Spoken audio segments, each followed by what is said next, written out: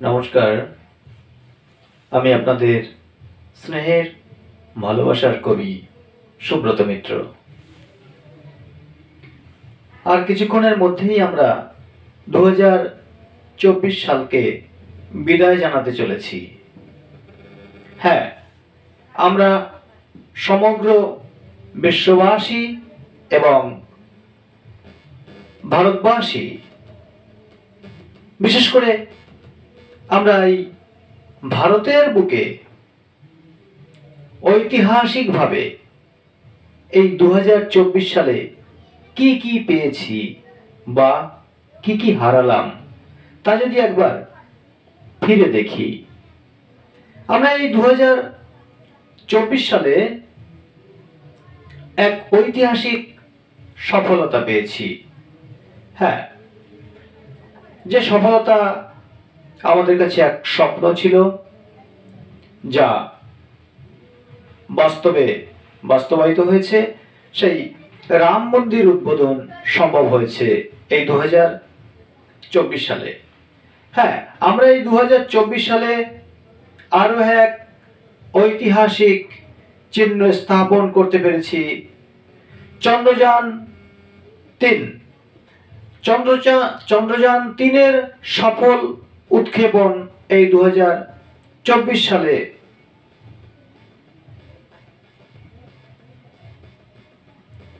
ইসরো করতে পেরেছেন, ইসরো কর্তৃপক্ষ। আমরা 2024 সালে জম্মু ও কাশ্মীরে বিধানসভা নির্বাচন হতে দেখেছি। 370 ধারা বিলোপের পর 2024 সালেই এই প্রথম জম্মু ও কাশ্মীরে নির্বাচন অনুষ্ঠিত হয়। আমরা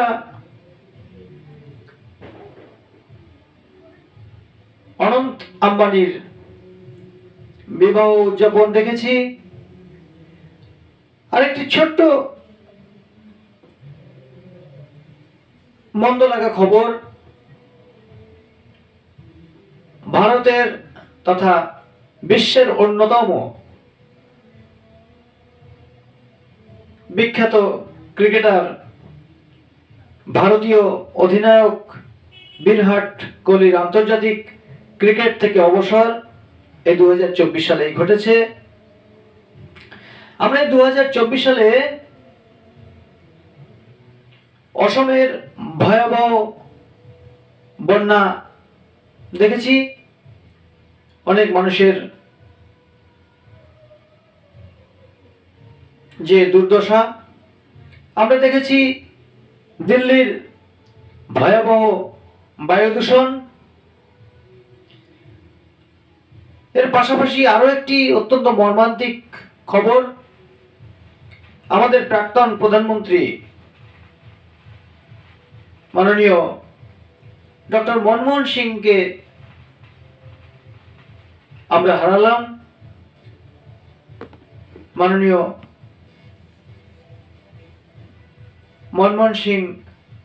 মনমোহন সিং মহাশয় আমাদের ছেড়ে চলে গেছেন এই 2024 সালের একদম শেষ প্রান্তেই। আমরা এই 2024 সালে আরো কিছু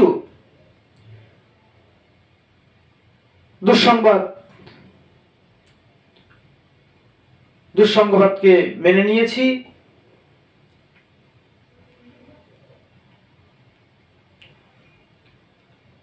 আমাদের ভারতবর্ষের একটি রাজ্য, যে রাজ্যে আমি বসবাস করি, অর্থাৎ পশ্চিমবঙ্গের বুকে এই 2024 সালে কি প্রাপ্তি ঘটেছে আর কি বিয়োগ ঘটেছে। আমরা 2024 সালে আরজিকর কাণ্ড এবং সেই আরজিকরের সেই মর্মান্তিক ঘটনা, তিলোত্তমার মৃত্যু দেখেছি, আন্দোলন বিক্ষোভ দেখেছি। আমরা দেখেছি সন্দেশখালীতে ঘটে যাওয়া মা বোনের ওপরে যে অত্যাচার, নির্যাতন, ধর্ষণ খবরের শিরোনামে উঠে এসেছে। এর পাশাপাশি একজন ভারতবাসী এবং পশ্চিমবঙ্গবাসী হিসেবে অন্যতম ভালো লাগার আরেকটি খবর, আমরা এই 2024 সালের একদম শেষ প্রান্তেই ভারতবর্ষের তথা গোটা বিশ্ব সমাজের অন্যতম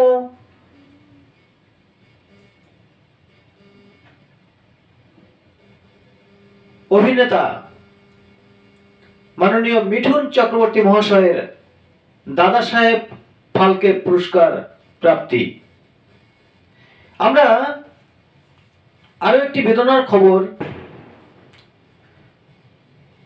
পেয়েছি কিছুদিন আগে। লালপাহাড়ির দেশে যা, রাঙামাটির দেশে যা, হিতাত্মকে মানাইছে না রে।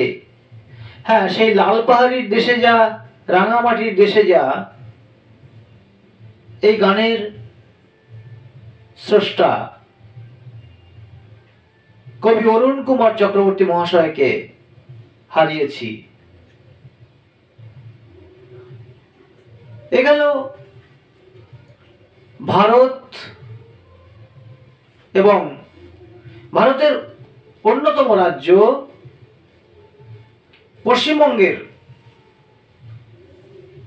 একজন নাগরিক হিসেবে কিছু পাওয়া, কিছু না পাওয়া, কিছু আনন্দ, কিছু বেদনার কথা তুলে ধরলাম। এবার আসা যাক কবি সুব্রত মিত্র।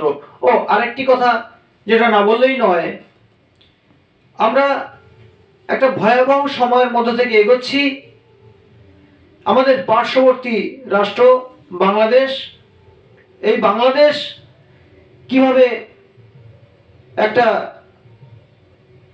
জেহাদি কট্টরপন্থী উগ্রপন্থীদের আক্রমণে আক্রান্ত হচ্ছে, আপনারা দেখছেন, আমরা সবাই দেখছি, বিশ্ববাসী দেখছে।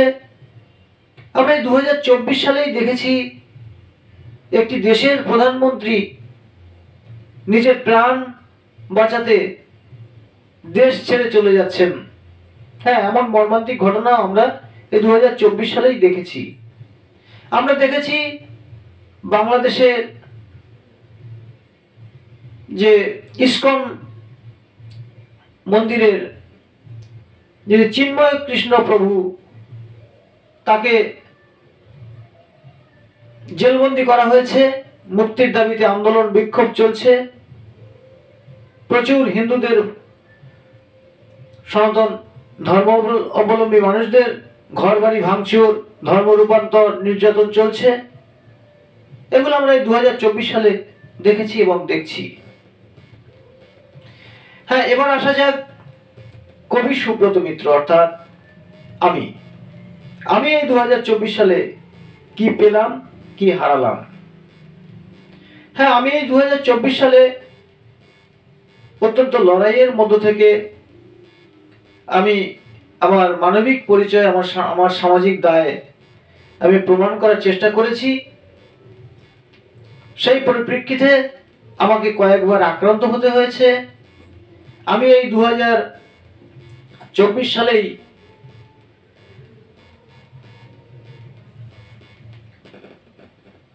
বেশ কিছু পুরস্কার পেয়েছি এবং তিরস্কার পেয়েছি, কিছু সম্মান পেয়েছি, কিছু অপমান পেয়েছি।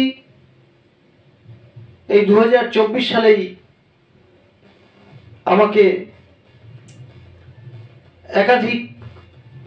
একাধিক না শতাধিক কবি সাহিত্যিকেরা আক্রমণ করেছিলেন আমার প্রতিবাদের ভাষার কারণে। এই 2024 সালেই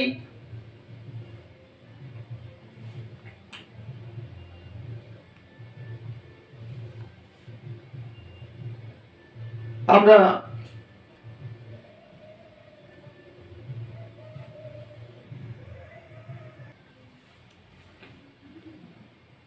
আমাদের জীবনের চড়াই উতরাইকে যেমন ভাবে মেনে নিই, ঠিক তেমনিভাবেই আমরা যেন এই সফলতা বিফলতাকে মেনে নিয়ে শত দুঃখ দুর্দশাকে ভুলে আগামী দিনের স্বপ্নে উজ্জীবিত হয়ে এগিয়ে যেতে পারি, এগিয়ে নিয়ে যেতে পারি আমাদের আগামী প্রজন্মকে। এই আশা নিয়েই আজ এখানেই আমার বক্তব্য শেষ করছি। সকল শ্রোতা ও দর্শকবৃন্দের প্রতি জানাই 2025 সাল অর্থাৎ 2025 এর জন্য আন্তরিক শুভেচ্ছা, ভালোবাসা। Happy new year 2025। ধন্যবাদ। সকলে খুব ভালো থাকবেন, সুস্থ থাকবেন। আজ এখানেই শেষ করছি। নমস্কার।